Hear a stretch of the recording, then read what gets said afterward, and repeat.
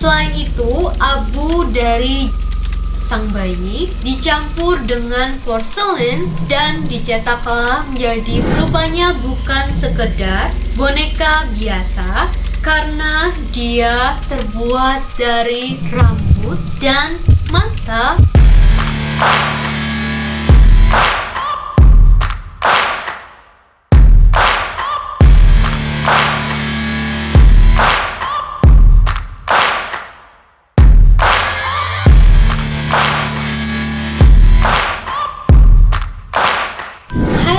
It's me and Trixie. Welcome back to my YouTube channel. How are you guys? Aku harap kalian semua dalam keadaan baik-baik saja ya. Gimana nih? Apa kalian sudah siap untuk melanjutkan petualangan ensiklopedia kali ini? Sesuai dengan janjiku, di episode kali ini aku akan membahas mengenai boneka paling terkutuk dan menyeramkan part 2 yang kisahnya nggak kalah seru sama part pertama. So, tanpa berlama-lama lagi, mari kita mulai petualangan ensiklopedia episode yang ke-9. Let's get started. Juliet adalah boneka berhantu yang dimiliki oleh seorang wanita yang bernama Anna G. G di sini tidak diketahui karena pihak yang bersangkutan menolak untuk memberitahu nama lengkapnya. Juliet sudah dimiliki oleh keluarga Energy ini selama 4 generasi, diturunkan dari putri satu ke putri lainnya, dan dipercaya membawa kutukan berupa setiap perempuan di keluarganya akan selalu memiliki 2 anak, yakni perempuan dan laki-laki, tetapi bayi laki-lakinya tidak akan pernah berumur panjang. Biasanya bayi laki-laki yang lahir awalnya akan tampak baik-baik saja, namun 3 hari kemudian bayi tersebut akan tanpa sebab yang jelas. Kejadian ini terus berulang selama 4 generasi. Ada versi yang mengatakan bahwa nenek buyut Energy menerima boneka tersebut dari mantannya yang dendam saat nenek buyutnya hamil. Namun ada juga versi lain yang mengatakan bahwa nenek buyut Energy ini menerima boneka tersebut dari seorang wanita yang cemburu. Keluarga Anna ini sering mendengar Juliet menangis atau tertawa di tengah malam menggunakan suara bayi laki-laki yang berbeda-beda. Sering pula terdengar suara teriakan yang menakutkan.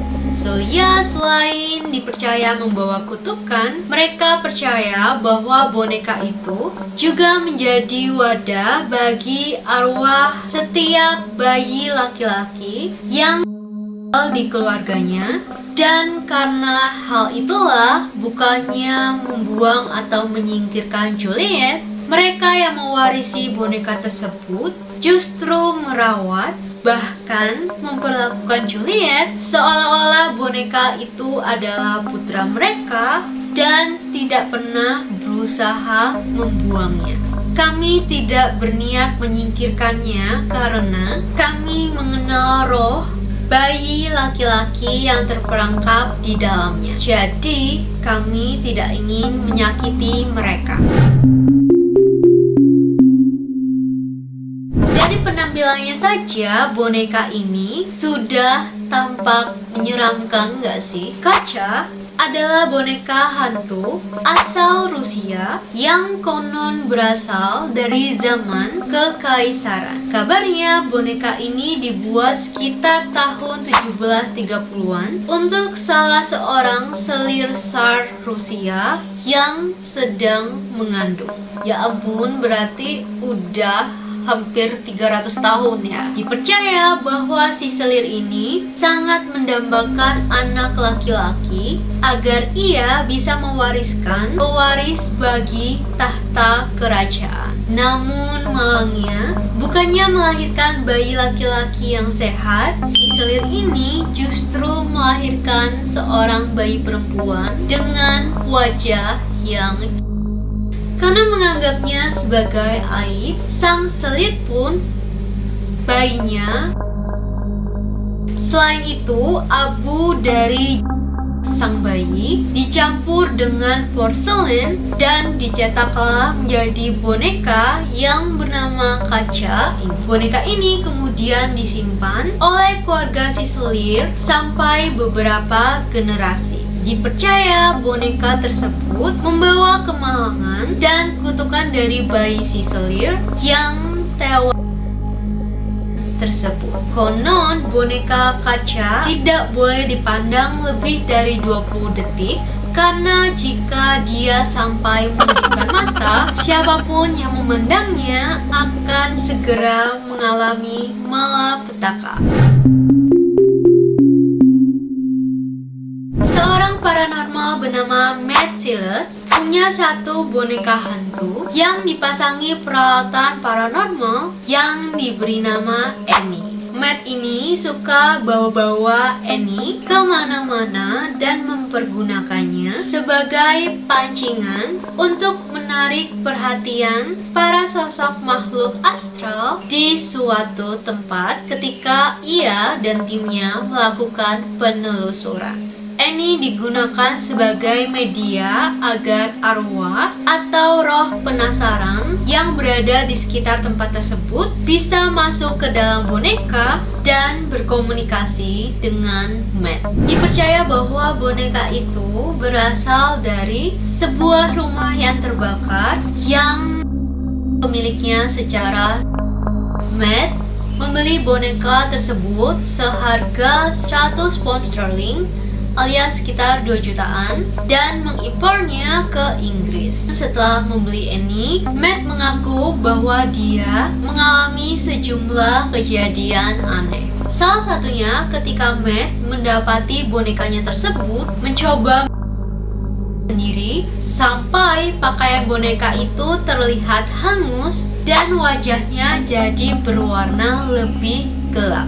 Suatu ketika di hari yang sama, 5 anggota tim paranormalnya mengalami di masing-masing rumah mereka dan karenanya mereka percaya bahwa arwah pemilik lama yang karena kebakaran melekat pada boneka Annie. Nah, sejak kejadian itu, Annie ini akhirnya dimasukkan ke dalam kotak yang tahan terhadap api. Jadi dia nggak bisa lagi sendiri. Nah, ada nih sebuah kejadian ketika suatu hari Matt dan timnya melakukan perburuan hantu di sebuah bar tua yang bernama Hideout yang memang terkenal angker. Ketika berada di bar tersebut, boneka Annie yang diletakkan di dalam kotak untuk pertama kalinya mengeluarkan air mata sampai meninggalkan bekas. Mereka menyebutnya sebagai air mata asam, tapi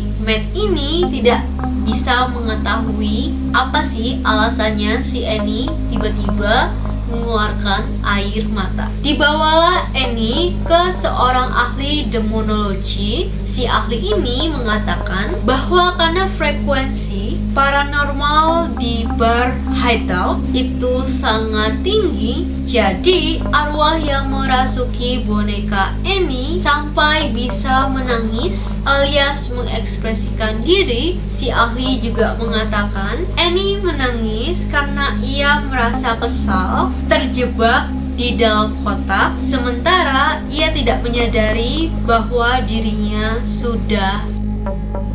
Dan ya, aku juga pernah beberapa kali menemukan sosok yang seperti ini. Mereka nggak sadar kok mereka sudah.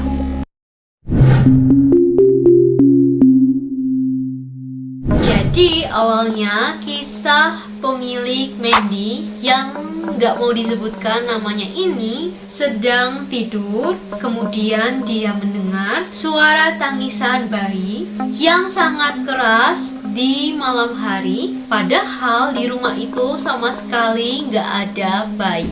Setelah mengikuti suara tangisan bayi tersebut sampai ke ruang bawah tanah, si pemilik tidak menemukan siapapun selain angin sepoi-sepoi yang bertiup melalui daun jendela yang terbuka. Keesokan paginya, si pemilik ke ruang bawah tanah untuk kembali memeriksa, dan ia menemukan boneka porselen antik yang terlihat menyeramkan. Suara tangisan bayi tersebut terus-menerus berlangsung di malam-malam berikutnya, hingga akhirnya si pemilik ini udah gak tahan dan memutuskan untuk menyumbangkan boneka tersebut ke Museum Colonial British Columbia pada tahun 1991. Boneka tersebut diperkirakan sudah berumur lebih dari 100 tahun, diproduksi sekitar tahun 1900 sampai 1920-an dan berasal dari Kanada. Secara misterius, setelah boneka Mandy ini disumbangkan ke museum, si pemilik sama sekali nggak pernah lagi mendengar suara tangisan bayi di rumahnya. Namun hal ini justru berkebalikan, karena di museum si Mandy bukan hanya sekedar menangis saja, tetapi bisa dibilang juga membuat onar. Para staf museum yang bertanggung jawab mengatakan bahwa makan siang mereka sering hilang dan muncul kembali di berbagai lokasi, seperti tiba-tiba berada di dalam laci, di atas lemari, dan sebagainya. Hal yang sama juga berlaku untuk pensil, kertas, dan perlengkapan kantor lainnya. Mandy suka merusak barang-barang elektronik, menakuti orang-orang dengan langkah kaki kecilnya yang terdengar jelas setelah museum ditutup. Sepertinya Mandy ini juga suka jalan-jalan dan melihat-lihat area museum seakan-akan itu adalah taman bermain pribadinya. Karena ulahnya, museum seringkali mengalami kesulitan untuk menampilkan Mandy. Mandy tidak dapat ditempatkan dengan boneka lain karena biasanya dia bakal berusaha merusaknya. Jadi ditempatkanlah si Mandy ini di sebuah tempat khusus yang jadi area pribadinya. Beberapa pengunjung mengklaim Mandy pernah mengedipkan mata pada mereka, dan ketika mereka mau mengambil gambarnya, kamera mereka pasti rusak. Paranormal yang pernah mengunjungi Mandy mengatakan bahwa boneka tersebut dirasuki arwah seorang gadis kecil iseng yang hanya menginginkan perhatian orang-orang yang ada di sekitarnya, bukan untuk melakukan terhadap manusia.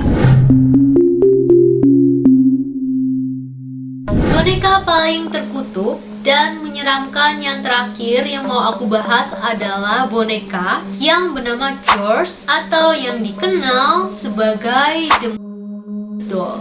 Boneka yang terlihat kusam dan berpenampilan aneh itu berasal dari Texas sekitar tahun 1930-an. Pemilik sebelumnya gak mau memiliki George karena mengalami banyak kejadian-kejadian aneh yang tidak disebutkan. Boneka yang menampilkan ekspresi cemberut dan memiliki mata berwarna biru cerah tersebut rupanya bukan sekedar boneka biasa, karena dia terbuat dari rambut dan mata orang yang sudah.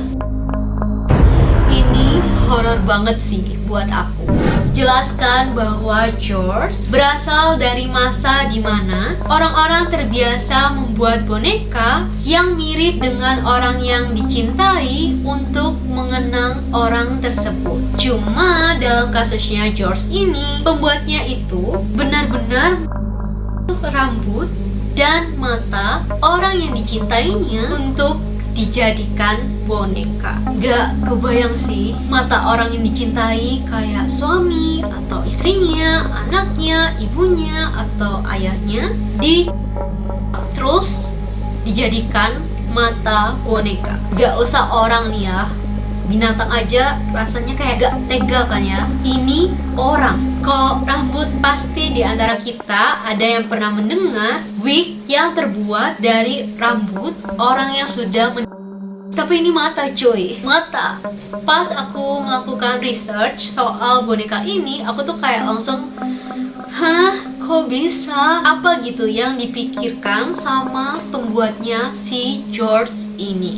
Kalau kalian tertarik untuk melihat George, kalian bisa datang ke Haunted Museum of Nottingham, UK yang didirikan oleh Mary dan suaminya pada tahun 2018. Mary mengatakan bahwa George yang sekarang memiliki rambut dan mata kaca, namun meski hal yang menyeramkan sudah berusaha untuk diubah, hal-hal aneh justru makin menjadi-jadi. Orang-orang yang berada di sekitar George biasanya akan mengalami sakit kepala dan mata karena George ini menuntut agar rambut dan mata aslinya dikembalikan. So ya, itu dia loves untuk ensiklopedia episode kali ini. Boneka hantu mana nih yang paling terkutuk dan menyeramkan menurut kalian? Silahkan komen di bawah ya. Jangan lupa untuk klik subscribe, like, comment, share, dan nyalakan bel notifikasi agar kalian bisa jadi orang pertama yang tahu kalau aku upload video baru. Thank you so much for watching and I'll see you in the next video. Bye! So, tanpa berlama-lama, selain itu abu dari jenazah bukan. Selain itu abu kok jadi abu. Namun hal ini justru berkebalikan. Boneka berhantu mana nih yang menurut kalian paling berkutuk?